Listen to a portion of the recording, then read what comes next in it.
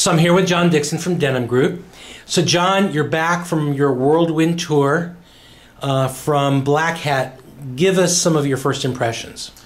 Well, first impression, it ended up being a who's who of the security industry. We saw a ton of people, and the big impression, there's two kind of interesting things. First of all, we had, there were a bunch of what I would say more cutting edge presentations that got pulled at the last second for either legal reasons or I think one of the guys had his slide deck compromised or stolen before, which was a little bit ironic. I really enjoyed the day two afternoon presentations. There was two on kind of smart metering technologies, one for parking meters in San Francisco, and then one on the electrical smart grid meters.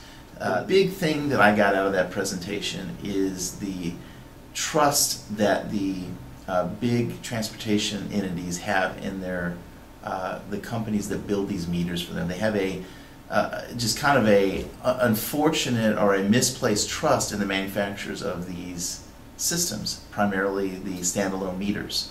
And as a result, they don't ask tough questions. These meters get deployed in the thousands on streets and parking lots across the U.S.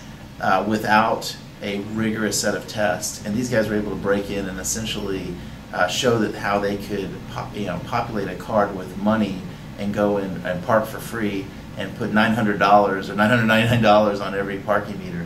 That was super cool. The second thing was the smart grid session in the afternoon. I particularly enjoyed that. There was a guy from IOActive that presented on really how they broke the meter itself and were able to do some interesting things. I think that the thing that captured my attention the most was his virus propagation simulation that he put together, showing how these smart meters could essentially spread malware or viruses or worms and deny service, and how quickly they would propagate from these smart meters because they're essentially networked devices. And more specific, to your core business today, what are some of your takeaways from this event? Well, one key takeaway is how fast everything is moving, both from a technology standpoint, security standpoint, and then also from the business side. So, every year you go to the BlackHat and DEF CON, and you're made aware of some very interesting new attacks and vulnerabilities.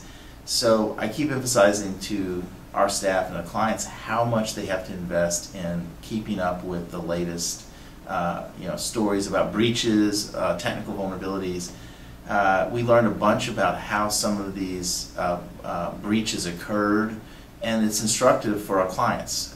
So our clients that are worried about how much they should spend on one technology versus another, or what security strategy they should do, this helps clarify and provide a little bit more business justification, if you want to call it war stories, that allow them to make those decisions in a more informed way.